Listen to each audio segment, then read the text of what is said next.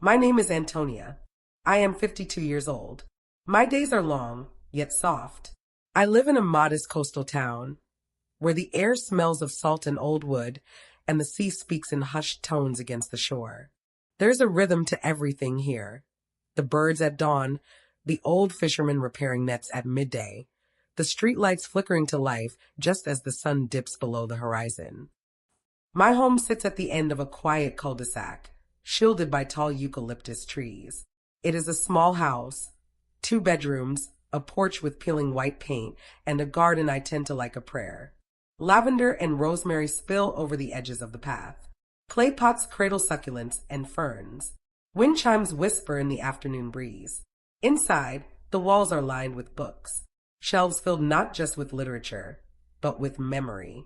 A pressed flower bookmark from my daughter, a receipt from a long-forgotten grocery run, still tucked in the pages of a cookbook, a postcard from Lisbon, sent by my husband in the early years of our marriage. I have lived a quiet life. For most of it, I was a school teacher. I taught literature to children who had little patience for poetry, but lit up when a story touched something real inside them. I retired early after my husband passed. Grief changes time. Days stretch and shrink unpredictably. Nights last longer than they should. There are photos on my mantle. My children as toddlers, my husband in his military uniform, my parents on their wedding day. Each image is a capsule. I dust them regularly, as if care could keep them alive. I speak to them sometimes, though never aloud. Just in thoughts, in glances, in the way I straighten the corners of the frames. People say I am composed. They see my well-tended home, my quiet demeanor, my routine, and they assume peace. But peace is not the absence of noise. Sometimes silence is heavy. And in the past few weeks, mine has been growing denser, as if the air itself is waiting for something. It began after my father's funeral. He died at 84 in his sleep. A dignified end, people said. Peaceful, the way anyone would want to go.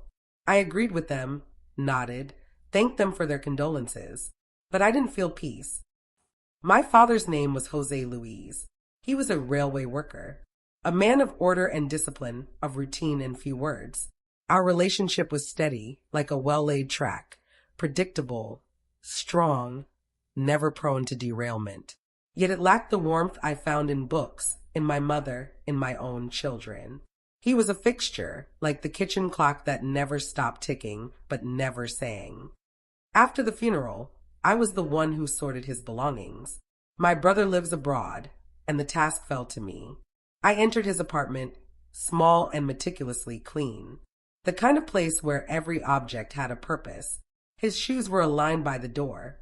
His shirts, all muted tones, hung in order from lightest to darkest. Even his spice rack was alphabetized. I spent days going through drawers, boxes, cabinets. I cataloged old bank statements, discarded expired medications, collected loose change from coat pockets.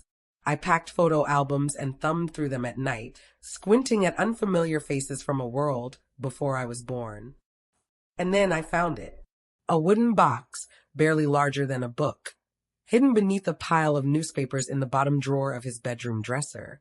The wood was aged, darkened by time. I turned it over in my hands. Underneath, taped to the base, was a small brass key. I opened it on the edge of his bed. The mattress creaked. Dust motes swirled in the late afternoon light that filtered through the curtains.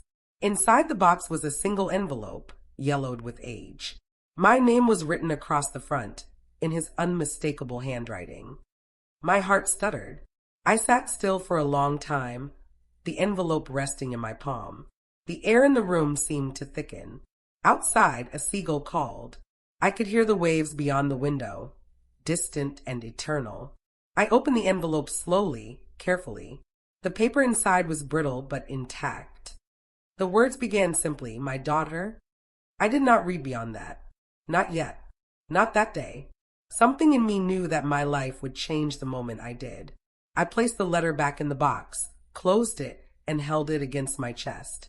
I stayed like that for a long while, until the shadows lengthened and the room dimmed. That night I couldn't sleep. I lay in bed, staring at the ceiling, listening to the creaks of the house, the ticking of the old wall clock.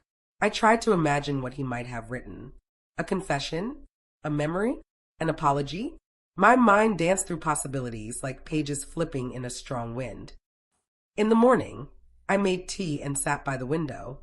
The light was soft, the kind of pale gold that feels like a blessing. I watched as the wind stirred the rosemary in the garden. A cat passed along the fence, uninterested in me. I held the box in my lap, unopened. Sometimes the truth waits for us. It does not force itself upon us, but rather lingers patiently in corners, in drawers, in the spaces between years. It waits until we are ready to see it, or until we have no choice. And so I waited. I dusted shelves. I baked bread. I answered calls from my children. I swept the porch. All the while, the letter sat in the box on my nightstand, watching, waiting. I think we all have a moment when something shifts, when the story we thought we knew about our lives shows a crack, just enough to let in another version of the truth. For me, that crack appeared the moment I found that envelope. Though I hadn't read the words, I could feel them, their weight, their meaning, and I knew, deep down, that my father had been more than I ever understood, that something had lived in him, quietly, painfully, that he could only trust to paper. That week, I cleaned his apartment one last time. I donated his clothes.